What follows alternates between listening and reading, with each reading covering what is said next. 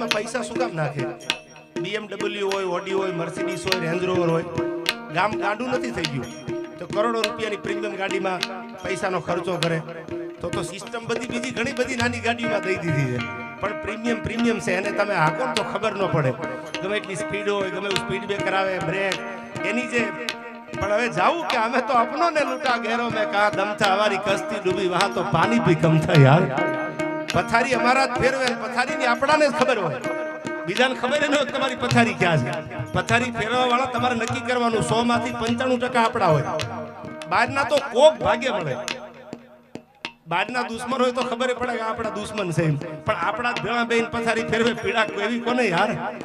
પણ એવી ભગવતીને યાદ કરવી છે, થોડુંક મહેનત કરો એટલે આપણે બધા ભેળા થઈને આનંદ કરીએ. માના દરબારમાં સાનિધ્યમાં આનંદ કરવા મળ્યા છીએ ત્યારે હે ભગવતી, હે ભેળિયા વાળી,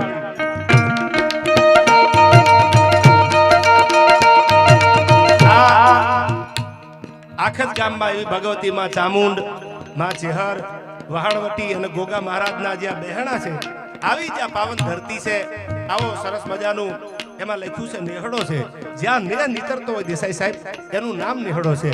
આપણા લોક સાહિત્યના ઘણા દુહામાં કીધું છે કે જ્યાં પ્રેમ મળે, જ્યાં ભાવના મળે અને જ્યાં તમે પગ મૂકો ને મારો બાપલિયો આવ્યો, મારો વિહામો આવ્યો, એ પડકારો મળે ને એનું નામ નેહડો છે.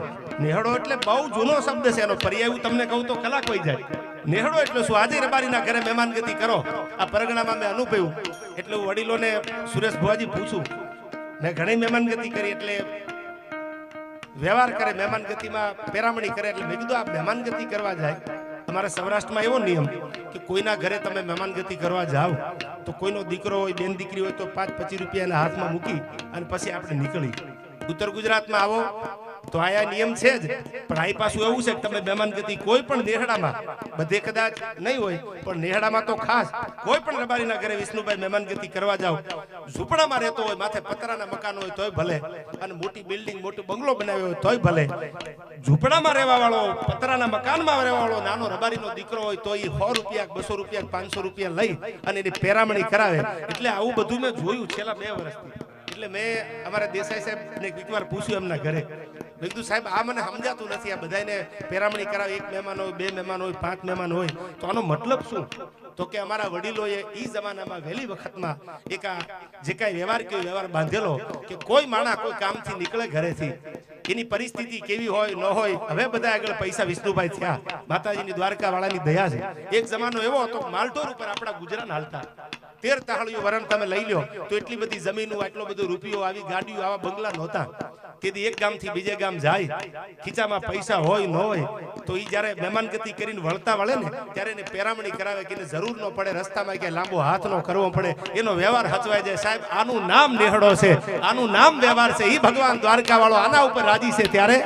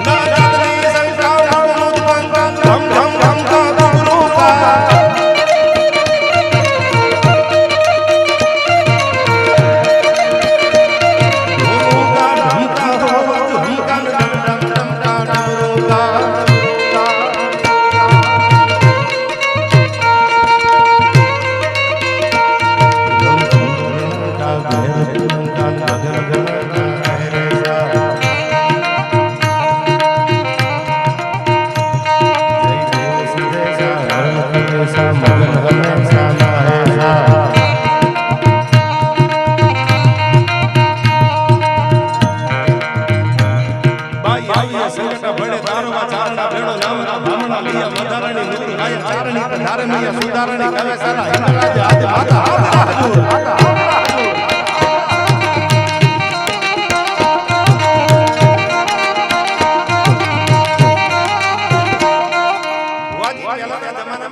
ઢોલ વાગતા એટલે હવે તો 1947 માં ભારત આઝાદ થઈ ગયો એટલે એક ગામમાં બુંગીઓ ઢોલ વાગ્યો એટલે કોઈ પડકારો કર્યો કે ભાઈ દોડજો આપણી ગાયું વાળીને કોઈ જાય છે દાખલો આપું વાતો તો હમણાં થોડી વાર કરું એટલે બધા જે કાંઈ જેનામાં દમ હતો જેનામાં તાકાત હતી જેને પોતાના સંસ્કારથી જીવાતા ને હૈયામાં હોકારો હતો એ તો હાથમાં એવું હથિયાર લઈને નીકળી ગયા કે આપણી ગાયું વાળીને જાય છે દુશ્મનો એક ઘર એવું હતું કે ઈ ભાઈ કાયમ વાતું કરે હું આમ કરી લઉં પછી બુંગીઓ ઢોલ વાગ્યો એટલે કઈ થયું નહીં એના એટલે ઘરવાળા બધા ધક્કા માંડ્યા મારવા કે હવે તું જા બુંગીઓ ઢોલ વાગે છે આ ટાણું આવ્યું છે ને હવે આજ કાઈ નહીં થાય ને તો પછી દુનિયામાં કાઈ નહીં થાય જિંદગી તારી પૂરી થઈ જવાની ધક્કા માર્યા બહુ ધક્કા માર્યા બે ચાર જણાએ બાવડા ચાલીને બારો કાઢ્યો ઘરમાંથી હવે તું જા એમ હવે આ ટાણું વયું જવાનું બે ડગલા બારો નીકળી અને પાછો વયો આવ્યો કે ન્યા બહારાટો બોલતો હોય ન્યા કોક મને કઈક અણી અડી જાય મને કઈ થઈ જાય તો એનાથી જવાડું નહીં એમ તમે ગમે એટલા ધક્કા મારો તો ભેળું ન થાય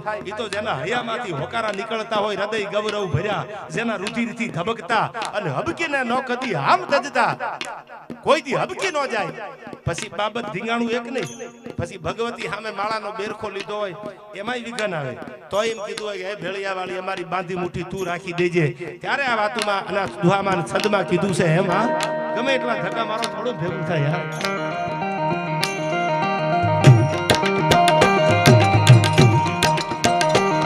ભાઈ આવીએ સંગત પડે તારો આચરણ બેડો ગામના બામણા લીયા વધારાની ચારણી પધારે ગયા સુધારણી ગાવે સારા હિંગળાજ આદિ માતા હાજર હજુર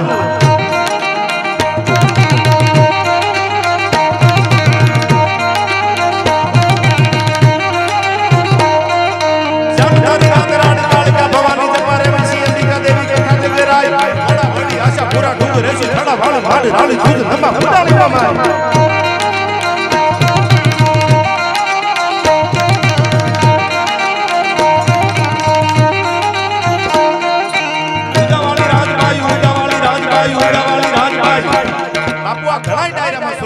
બોલ્યો છું હવે સાંભળજો ઉદાવાળી રાજભાઈ તમે અહીંથી હળવદ જાઓ વિરમગામ વાળો હવે પકડો એટલે હળવદ આવે હળવદ થી ડાબી સાઈડ રસ્તો મોરબી જાય એમાં એક ચરણવા ગામ પાદરમાં આવે દેસાઈ સાહેબ વર્ષો પહેલા અકબરના દરબારમાં કોક વાંચી લેજો આમાં ભણેલા હોય નવરોજા ભરાતા નવરોજા શબ્દ બહુ જૂનો છે નવરોજા એટલે શું હિન્દુની દીકરીઓની જેથી લાડલૂટ થતી હતી અને અકબરની કચેરીમાં જેથી નવરોજા ભરાતા એ નવરોજા કોઈ બંધ નહોતા કરાવ્યા આવો અકબર જેના હૈયામાં જેની આંખમાં કામ ભર્યો હતો એના દરબારમાં અકબરના શહેનશાહના નવરોજા ભરાતા એમાં હિન્દુની દીકરીઓની લાડલૂટ થતી હતી આવો સમય જે હાલતો હતો એવા ટાણે એને કહેવામાં આવ્યું લેલાદેને કે 6 મહિનાની મુદત આપું છું લેલાદેને મારી કચેરીમાં હાજર કરો તો પછી લેલાદેને કચેરીમાં હાજર ન કરે તો યુદ્ધ કરવું પડે એટલે એને નક્કી કરી લીધું તો હવે યુદ્ધ કરે તો અકબર હાબુ પુગાય નહીં તો જાવું ક્યાં ઝીણી ઝીણી વાત તમને વચ્ચે એટલે કરતો જાવ કે આપણા જૂના થડામાં આજે ભગવતી બેઠી છે જો ભરોહો હૈયાના ભાવથી હોય તો માં આવે આ તો સમય સંજોગો બધા એવા છે એટલે હવે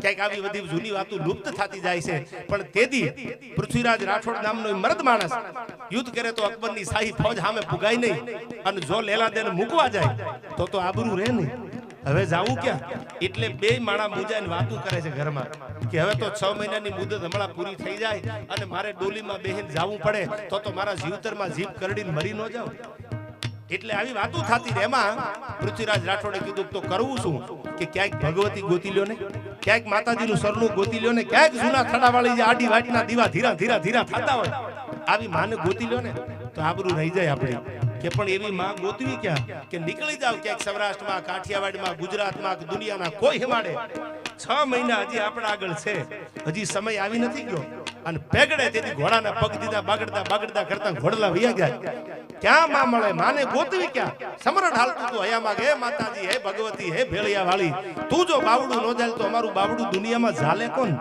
પછી અમારે કોનો આશરો કોની સામે ધીંગાણા કરવા કોની સામે અમારી આબરૂ સલામત રાખવી આવો વિચાર કરી નીકળેલો માણસ 1 મહિનો સુરેશ ભુવાજી બીજો મહિનો ત્રીજો મહિનો ચોથો મહિનો 5 મહિનાના વાણા વ્યા ગયા મોઢા માથે નૂર નથી નૂર વયું ગયું. હવે તો 1 મહિનો આડો છે, મારી ઇજ્જત નહીં રહે. તો જાવું ક્યાં? આ વાત કરું છું, સાંભળજો. ટાણું આવે, મન મુંજાય, તેથી જે ભગવતી બેઠી છે ને એના આગળ માથું મૂકી દેજો. દુનિયામાં ક્યાંય જવાની જરૂર નથી. પૃથ્વીરાજ રાઠોડના ઘોડા દેસાઈ સાહેબ નીકળી ગયા. આજનું ચરાડવા ગામી ચરાડવાના પાદરમાંથી બાગડતા બાગડતા બાગડતા ઈ ઘોડાની પડગલી વાગતી આવે. એમાં 14 વર્ષની દીકરી છે, એ પોતાની ગાયુના નાના નાના વાસરુને પાવા નીકળેલી. ચાર વાગેલો ગોવાળ, એ વાસરુને પાવા નીકળી. 14 વર્ષની દીકરી ઘોડાના ડાબલા સાંભળ્યા એટલે વાસરુ ભડક્યા. એટલે હાથમાં નાની એવી લાકડી હતી. પડકારો કર્યો, એ જોતો નથી, ખબર નથી પડતી, આ મારા પહુડા ભડકે છે. ત્યાં તો ઘોડાની લગામ પકડી લીધી કે 12-13 વર્ષની 14 વર્ષની દીકરી આવી રીતે મને વાત કરી. ઉભી રાખી દીધા ઘોડા. અને હવે હા પડજો, ઘોડા ઉભા રાખીને કીધું કે ક્યાં જવું છે આટલી ઉતાવળથી? ખબર નથી પડતી, આ મારા પહુડા મારા વાસરું ભડકે છે. ત્યારે એને કીધું કે હું તો હવા વેચની નાગણી ગોતવા નીકળ્યો છું, ભગવતી ગોતવા નીકળ્યો છું, મારા મોઢા ઉપર નૂર નથી, હવે જાવું ક્યાં? તેદી 14 વર્ષની દીકરીએ ઘોડાની લગામ પકડી.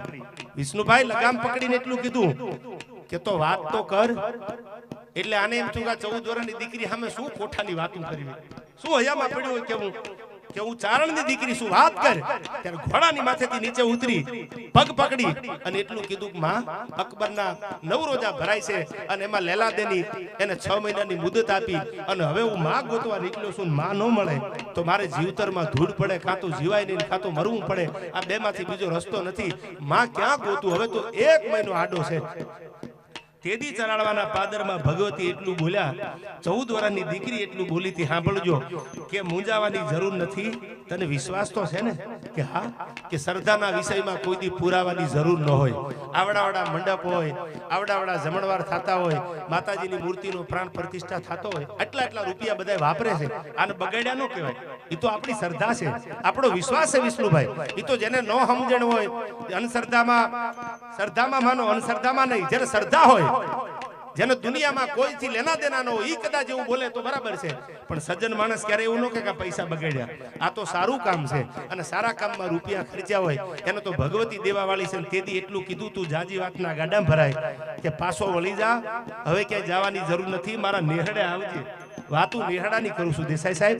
ચારણોનો નેહડો હોય ને નેહડો કહેવાય, રબારીનો નેહડો હોય ને નેહડો કહેવાય, ભરવાડનો નેહડો હોય ને નેહડો કહેવાય કે આવી જા મારા નેહડે. એટલે ઓલાને તેમ છું, લાઈને જાવ તો ખરો. આપણી કહેવત છે, ડૂબતું માણસ તણખલું પકડે. ડૂબવાની તૈયારી હોય ને એને એમ થાય લાઈન તણખલું પકડી લઉં, જો જીવી જાવ તો બહાર નીકળી જાવ તો. ઘોડી પાછી વાળી, શિરામણ કરાયું અને એટલું કીધું, ઉપાધિ કરીમાં હવે પાછો વયો જા. અને જેદી અકબરની ડોલી દિલ્હીમાંથી લેલાદેને લેવા માટે આવે, તેથી આગ્રાના મહાલેની માથેથી ઊભો રહી અને 3 હાથ કરજે, આવજે રાજલ ઉદાની, આવજે રાજલ ઉદાની, ઈ આવજે રાજલ ઉદાની બોલ. અને 3 હાથે જો તારા દિલ્હીના કાગરા ભડક્યા નો બાળું તો ઉદાની રાજબાઈ આવી નો આવી થાવ. એટલે માની તો લીધું કે હવે કદાચ આવું બને. એટલે પાછો આવ્યો. લેલાદેન આવીને કીધું, મુંજાતી નહીં, મને કોઈક 14 વર્ષની દીકરીએ કીધું છે કે હું તારી આબરૂ નહીં જવા દઉં. આવી જાય ને એ કે પણ એમ તો કે હા, મેં ભરોહો મૂકી દીધો છે, હવે મારી વી ભુજાળી રાખે તો ભલે અને મારે તો ભલે. હવે હા જો ટૂંકી વાત કરું, 6 મહિના પૂરા થયા. આ બાજુથી અકબરની ડોલી લેલાદેન લેવા માટે નીકળી ગઈ. આ સત્ય ઘટનાનો પ્રસંગ કહું, જેનો દુહો સાક્ષી પૂરે. ડોલી લેવા આવી અને આ બાજુ ટાણું આવી ગયું પડકારો કરવાનો. દીવો આડી વાટનો અમારા કુળમાં કરેલો હોય તો જવા દેતી નહીં જોગણી, અમારી લાખે વાતું એ લાજ. આજ ટાણું આવી ગયું કે હે ભેળિયા વાળી, આવજે રાજલ ઉદાની કરીને પડકારો કર્યો. એક હાથ, બીજો હાથ અને ત્રીજો હાથ જ્યાં આગ્રાના મહાલેની માથેથી કર્યો, જેનામાં હું ઘણી વાર કહું છું, બહુ જાજી ડિગરીઓ માથે ડિગરીઓ લીધા હોય ને, એ વાતોમાં શંકા બહુ કરે. એકચ્યુઅલી ક્યાં આગ્રા, ક્યાં ચરાડવા અને આવું બને ખરું. પણ હવે હા, પણ જો ભરોસો હોય તો માં ક્યાં નો આવે. 3 હાથ કર્યા એટલે રાજબાઈમાં બોઘણું લઈને પોતાની ગા દોવા બેઠેલા. એ હાથમાં બોઘણું, કાને અવાજ આવ્યો, ભરોહો હતો. સાયન્સા ઘટનાનો ઉકેલીએ કે તમને આનો દુહો આપો જે સાક્ષી પૂરે. એ હાથમાં બોઘણું હતું, ગા દોવા બેઠા હતા. એ બોઘણાનો આમ ઘા કરી દીધો અને એટલું કીધું કે હવે મારો દીકરો મને હાથ કરે છે, મારે મોડું કરાય નહીં. અને ભેળિયા વાળી ત્યાંથી નીકળી દિલ્હી આવ્યા. જે ડોલી લેવા માટે આવી હતી એ ડોલીમાં રાજબાઈ બેહી ગયા. લેલાદેન ના પાડી દીધી તારે નથી બેહવાનું, આજ મારે દિલ્હી જવું છે. એ હિન્દુની દીકરીઓની લાડલૂટ થતી હોય એની આબરૂ ઉપર જો કોઈ મીટ માંડે તો આજ હું જાઉં છું. એ ડોલીમાં રાજબાઈમાં બેહી ગયા.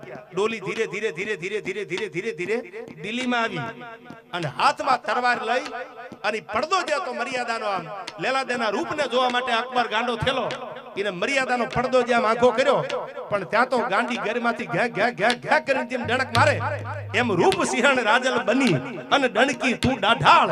ત્યાં તો અકબર ઉભો થર હરે એને બીબડ્યું ને બાળ. આ તો રૂપ સિંહણ રાજલ બની અને ડણકી તું ડાઢાળ. ત્યાં તો સિંહણ બની અને અકબરની માથે આમ પંજો પસાડીને એટલું કીધું કે આજ પછી આ નવરોજા બંધ કરી દેજે, બાકી દિલ્હીના કાંગરાને ઊંધા કરતા રાજબાઈને વાર નહીં લાગે.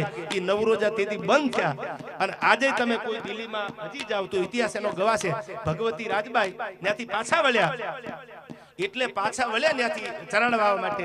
ત્યારે ઝીંઝુવાડા આપણું આ રણના કાંઠે હજી છે ઝીંઝુવાડા, એ ભગવતી રાજબાઈ નું મંદિર છે. કોક જાવ તો જોજો અહીંથી. મારે ગીત